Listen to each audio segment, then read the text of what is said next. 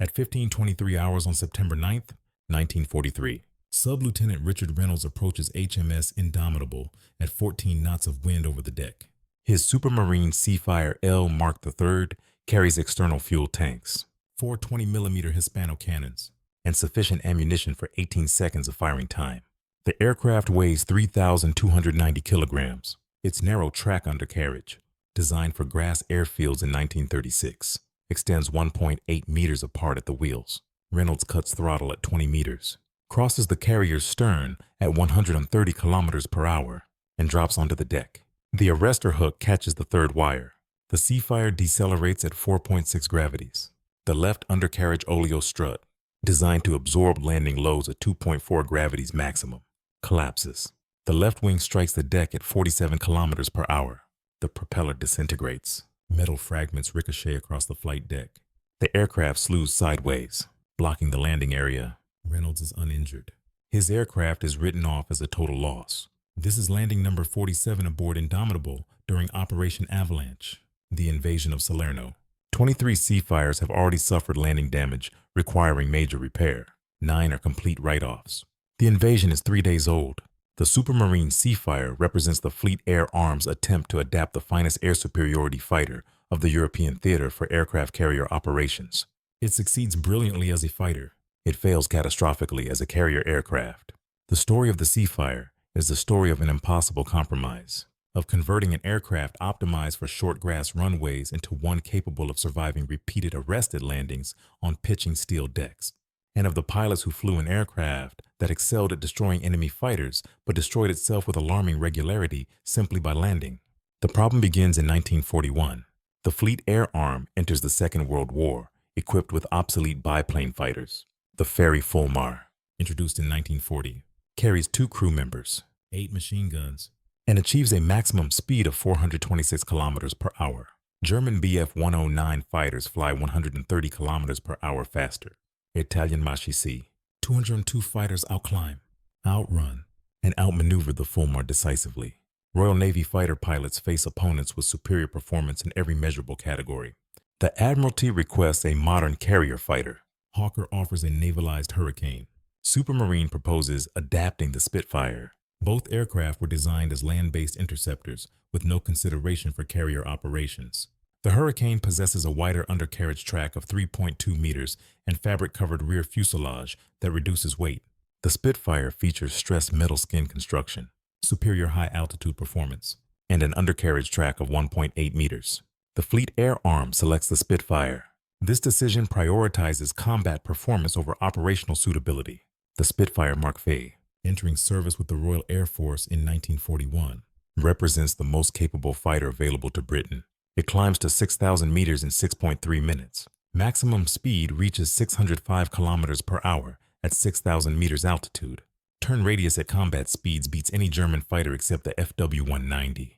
Range extends to 750 kilometers on internal fuel.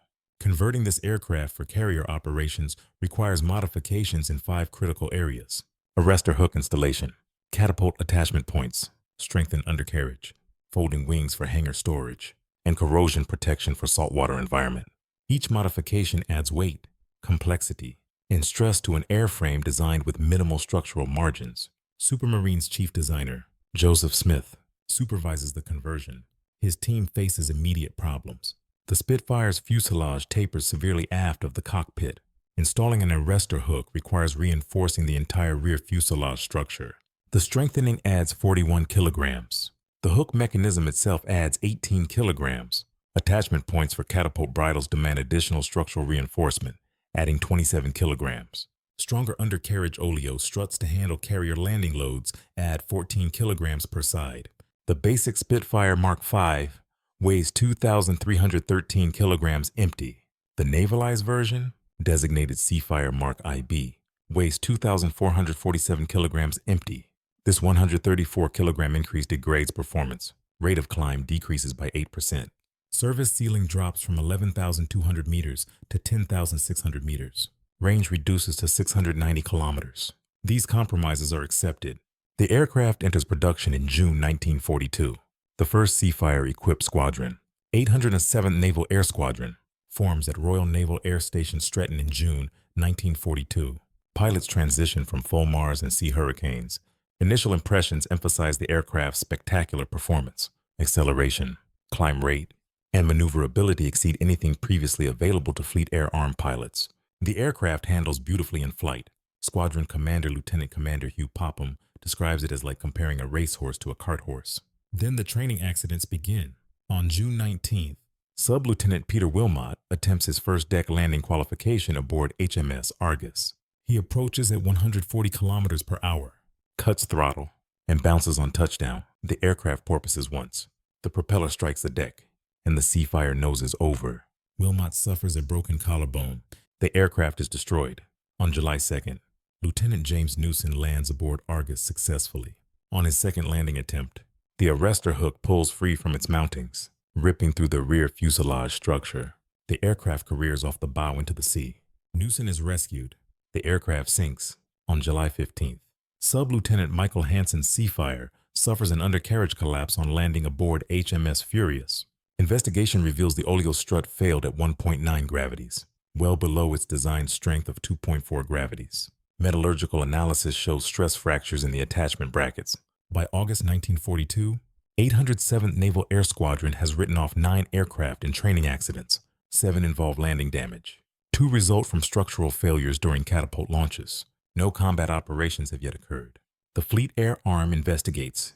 Reports identify multiple contributing factors. The Spitfire was designed for landing speeds of 120 kilometers per hour on long grass runways that absorb energy gradually. Carrier landings occur at 140 to 150 kilometers per hour on steel decks with maximum deceleration over 25 meters. The Spitfire's narrow track undercarriage provides minimal lateral stability during the critical moment when the aircraft transitions from flying to rolling. The long nose and tail dragger configuration restrict forward visibility, making precise touchdown difficult. The fuselage structure, designed for air combat maneuvering loads, lacks sufficient strength for repeated arrested landings. Supermarine initiates modifications. The Seafire Mark -C, entering production in October 1942, features reinforced undercarriage attachment points, strengthened arrestor hook mountings, and improved oleo struts rated to 2.8 gravities. Empty weight increases to 2,504 kilograms. Performance degrades further. Maximum speed drops to 598 kilometers per hour. Rate of climb decreases to 9.1 minutes to 6,000 meters. Operational deployment begins in November 1942 during Operation Torch, the invasion of North Africa. HMS Furious carries 30 Seafires of 808th and 885th Naval Air Squadrons. The aircraft perform combat air patrol missions over the landing beaches at Oran and Algiers. Combat performance proves excellent. Seafires shoot down 15 Vichy French aircraft, including WWII, 520 fighters, and Potez, 63 reconnaissance aircraft, without loss in air combat. Pilots report the aircraft's superior speed and climb rate provide decisive advantages. The Hispano 20mm cannons deliver devastating firepower. Visibility from the cockpit, despite the long nose, remains adequate once airborne. Landing performance proves disastrous. During 6 days of operations, Furious's Seafires conduct 212 sorties. 23 aircraft suffer landing accidents requiring major repair. 4 are total write-offs. 3 pilots sustain injuries. Not one aircraft is lost to enemy action. The damage patterns repeat consistently. Undercarriage collapses account for 61% of landing accidents. Arrestor hook failures cause 23%. Propeller strikes during bounced landings account for 11%. Wingtip strikes during deck handling constitute the remaining 5%. Lieutenant Commander Derek Tillard, commanding 808 Naval Air Squadron, files a detailed report. He notes that the Seafire's landing speed of 145 kilometers per hour approaches the maximum safe wind over deck speed for carrier operations. In calm conditions or following winds, landing becomes extremely difficult. The narrow undercarriage provides minimal margin for lateral error. The tail dragger configuration creates a tendency to ground loop during rollout. The aircraft's light weight makes it sensitive to wind gusts during the final approach. Tillard concludes, the Seafire is an outstanding fighter, but a poor carrier aircraft. It will continue to suffer unacceptable attrition rates from landing accidents unless fundamental design changes are implemented. The Admiralty faces a dilemma. No alternative exists. The Grumman Martlet, supplied under Lend-Lease, carries insufficient armament and lacks high-altitude performance. The ferry Firefly, entering service in 1943, seats 2 crew members and sacrifices maneuverability for stability. The Seafire remains the only single-seat fighter available, with performance matching Axis land-based fighters. Production continues. Modifications continue. Problems continue. The Seafire Mark III, introduced in January 1943, addresses the aircraft's most critical deficiency for carrier operations: range. The new variant features manually folding wings, reducing deck space requirements by 40% and allowing more aircraft per carrier. Fuel capacity increases from 384 liters to 572 liters with internal tanks. External drop tanks extend range to 1,350 kilometers. The folding mechanism adds 73 kilograms. Strengthened wing attachment points add 29 kilograms. Empty weight reaches 2,608 kilograms, 295 kilograms heavier than the original land-based Spitfire Mark V. Maximum speed decreases to 589 kilometers per hour. Rate of climb drops to 10.4 minutes to 6,000 meters. Performance remains superior to contemporary carrier fighters. The Grumman F-6F Hellcat, entering U.S. Navy service in January 1943, climbs to 6,000 meters in 9.8 minutes and achieves 598 kilometers per hour maximum speed. The Seafire Mark III matches or exceeds these figures while carrying heavier armament, but the Hellcat weighs 5,528 kilograms, fully loaded. Its wide track undercarriage extends 3.7 meters between wheels. Its oleo struts absorb 4.2 gravities. Its structure withstands repeated carrier landings without degradation. Hellcat landing accident rates average 3.2% per landing. Seafire landing accident rates average 11.7% per landing. This difference becomes critical during sustained operations. In July 1943, HMS Indomitable sails for the Mediterranean, carrying 42 Seafires of 880 and 894 Naval Air Squadrons. The ship participates in Operation Husky, the invasion of Sicily. During 12 days of operations, the Seafires fly 637 sorties. They shoot down 39 Axis aircraft, including Bf-109S, Machichi, 202, WWII, and Italian SM, 79 bombers. 3 Seafires are lost in air combat. 41 suffer landing damage. 19 require replacement. Replacement aircraft arrive from Malta. Operations continue. More aircraft are damaged. More replacements arrive. By the end of Husky, Indomitable's Seafire squadrons have cycled through 83 aircraft. Average aircraft lifespan, 19 landings. The pattern repeats during Operation Avalanche in September 1943. 6 escort carriers and 2 fleet carriers deployed 260 Seafires for the Salerno landings. Combat losses total 14 aircraft. Landing accidents destroy or damage 123 aircraft over 9 days of operations. Some carriers experience landing accident rates exceeding 20%. Pilot skill proves largely irrelevant. Experienced pilots with hundreds of carrier landings suffer accidents at rates only marginally better than recently qualified pilots. The fundamental problem involves the aircraft's design interacting with carrier landing requirements. No amount of training compensates for an undercarriage that collapses under loads routinely encountered during arrested landings. The Royal Navy's carrier landing technique compounds the problem. British doctrine emphasizes low approach speeds for safety. Pilots reduce throttle to minimum power, descend to wave height, and rely on the landing signal officer's directions for final approach. This technique works well with stable, rugged aircraft like the ferry Swordfish or Barracuda, applied to the Seafire. It produces high sink rates at touchdown exceeding the undercarriage's design limits. American carrier doctrine employs higher approach speeds with power on throughout the landing. Pilots maintain sufficient throttle to control descent rate precisely, touching down gently despite higher forward speed. This technique reduces landing load significantly. British pilots, trained in traditional methods, struggle to adapt. Several Fleet Air Arm squadrons adopt modified American techniques with improved results. But institutional resistance prevents widespread adoption until late 1944. Supermarine continues developing improved variants. The Seafire Mark 15, introduced in April 1944, features a Rolls-Royce Griffin 61 engine producing 2,035 horsepower, nearly double the Merlin engine's output. Maximum speed increases to 626 kilometers per hour. Rate of climb improves to 7.1 minutes to 6,000 meters. The aircraft matches or exceeds the performance of the latest Bf-109G and FW-190A variants. Empty weight reaches 3,008 kilograms. The undercarriage, already marginal, now supports nearly 1,000 kilograms more than the original Spitfire design. Landing accident rates actually increase despite strengthened components. The higher weight generates greater impact forces. The stronger undercarriage simply fails at higher loads rather than lower ones. By mid-1944, the Fleet Air Arm operates approximately 350 Seafires across 18 squadrons. Attrition from landing accidents requires continuous replacement. Production capacity limits the number of aircraft available. Several carriers sail with reduced air groups because replacement Seafires cannot be delivered fast enough to compensate for landing losses. The strategic implications become significant during operations in the Pacific Theater. In April 1945, the British Pacific Fleet, operating as Task Force 57, joins American forces for the Okinawa campaign. HMS Indomitable, Victorious, Indefatigable, and Formidable carry Seafire squadrons alongside Corsair and Avenger squadrons. The Seafires prove valuable for combat air patrol and intercept missions. Their climb rate and maneuverability make them effective against Japanese kamikaze aircraft.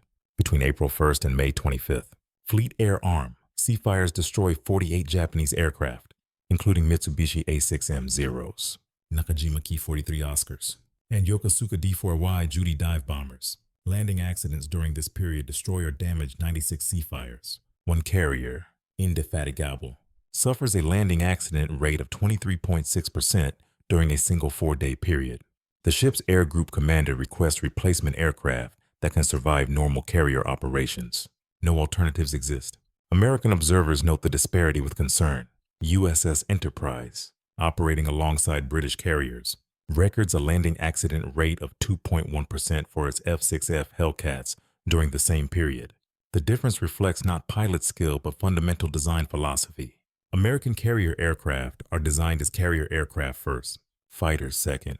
British carrier fighters are land fighters adapted for carrier use. This philosophical difference pervades the respective aircraft designs. The Hellcat's wide track undercarriage provides stability. Its robust structure absorbs punishment. Its engine mounting isolates propeller strikes from causing catastrophic damage. These features reduce performance slightly compared to contemporary land-based fighters, but they ensure operational availability. The Seafire prioritizes performance absolutely. It matches or exceeds land-based fighters in speed, climb rate, and maneuverability. This performance comes at the cost of structural margins, landing gear robustness, and operational durability. The aircraft exemplifies the belief that superior combat performance justifies operational compromises. Combat results complicate this assessment. Seafire pilots achieve favorable kill ratios against Axis and Japanese opponents throughout the war. The aircraft's performance advantages translate into tactical success, but strategic effect depends on availability, and availability depends on surviving landings. Consider the arithmetic. A Seafire squadron with 12 aircraft loses 1.4 aircraft per day to landing accidents during sustained operations. Replacement aircraft arrive at approximately 1 per day. Net squadron strength decreases by 0.4 aircraft daily. After 30 days of continuous operations, the squadron effectively ceases to exist without losing a single aircraft to enemy action. A Hellcat squadron with 12 aircraft loses 0.25 aircraft per day to landing accidents. Replacement aircraft arrive at 1 per day. Net squadron strength increases by 0.75 aircraft daily. After 30 days, the squadron operates at full strength plus reserves. These differential attrition rates determine operational effectiveness more than any performance comparison. The best fighter provides no value if it cannot reach combat due to landing damage. The Fleet Air Arm recognizes this reality. Post-war procurement emphasizes purpose-designed carrier aircraft. The Supermarine Attacker, entering service in 1951, features a tricycle undercarriage, strengthened structure, and design specifically optimized for carrier operations. Performance improves over the Seafire, while landing accident rates drop to 4.3%. Production of Seafires totals 2,334 aircraft across all variants between 1942 and 1945. Operational losses to all causes reach 1,378 aircraft. Of these, 412 are lost in combat. 966 are destroyed or written off due to landing accidents, structural failures during catapult launches, or deck handling incidents. For every Seafire lost to enemy action, 2.3 are lost to the demands of carrier operations. These statistics obscure individual experiences. Pilots who flew Seafires remember an aircraft that excelled in every measurable performance category, but betrayed them repeatedly during the most routine aspect of carrier operations. They describe the frustration of winning engagements against superior numbers, returning to the carrier low on fuel, and watching squadron mates destroy their aircraft trying to land. Sub-Lieutenant Henry Adlam, 887 Naval Air Squadron, records 23 combat sorties and Seafires during 1944. He survives 3 landing accidents, including 1 undercarriage collapse and 2 arrestor hook failures. His logbook shows 14 different aircraft assignments in 4 months. Average time per aircraft, 8.6 days. Lieutenant Commander Michael Crossley, commanding 805 Naval Air Squadron aboard Indefatigable, describes the psychological impact. You knew the aircraft could outfight anything the enemy had. You also knew that landing back aboard presented greater danger than the enemy ever did. That knowledge affected every decision. You conserved fuel obsessively because the alternative meant ditching. You avoided unnecessary maneuvering that might damage the airframe. You approached every landing expecting something to fail. The aircraft made you timid precisely when you needed to be aggressive. This psychological burden affected tactics and aggression. Seafire pilots, aware of their aircraft's fragility, often disengaged from combat earlier than necessary to preserve aircraft integrity and conserve fuel. This conservatism reduced overall effectiveness despite superior performance. The technical problems were understood clearly. The solutions were known. American aircraft demonstrated that wide track undercarriage, robust structure, and carrier-optimized design produced superior operational availability.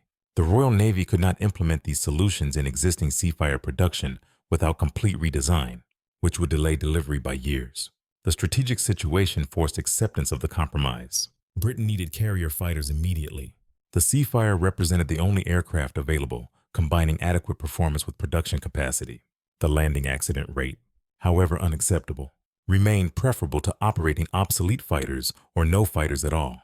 This calculation proved correct in narrow tactical terms. Seafires shot down more enemy aircraft than they lost in combat throughout their service career.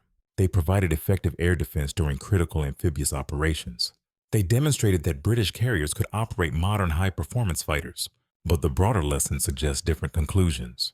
The Seafire's development consumed resources, industrial capacity, and pilot lives at rates that purpose-designed carrier aircraft would have avoided.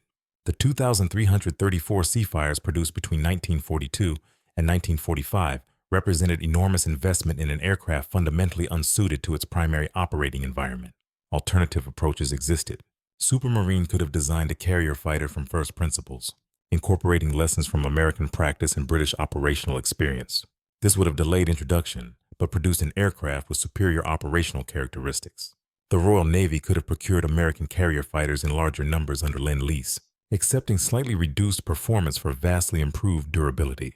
This would have reduced British aircraft industry employment, but improved operational effectiveness. Neither alternative was pursued vigorously. National pride, industrial policy, and institutional inertia combined to perpetuate production of an aircraft everyone recognized as problematic. The Seafire continued rolling off production lines until May 1945. Despite alternatives becoming available earlier, the aircraft's combat record remains impressive. Fleet Air-armed Seafire pilots claim 386 enemy aircraft destroyed, 109 probably destroyed, and 231 damaged between November 1942 and August 1945. These figures exceed losses to enemy action by nearly 4-to-1 by any conventional measure. The Seafire succeeded as a fighter, but carrier aviation measures success differently. The relevant metric combines combat effectiveness with operational sustainability. An aircraft that destroys 2 enemy planes but damages itself landing produces negative strategic value if replacement aircraft are scarce. The Seafire's exchange ratio against enemy aircraft looks favorable.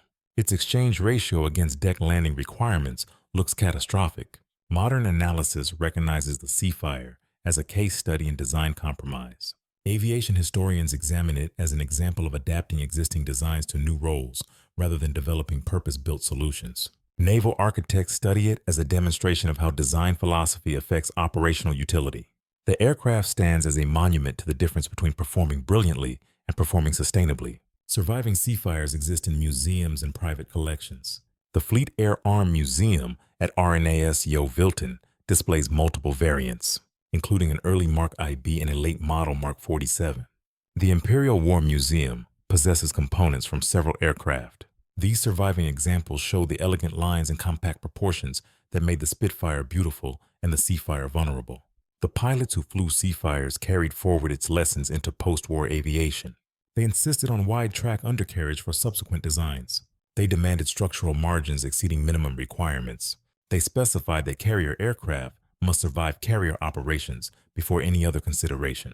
The Seafire's failures informed a generation of carrier fighter development.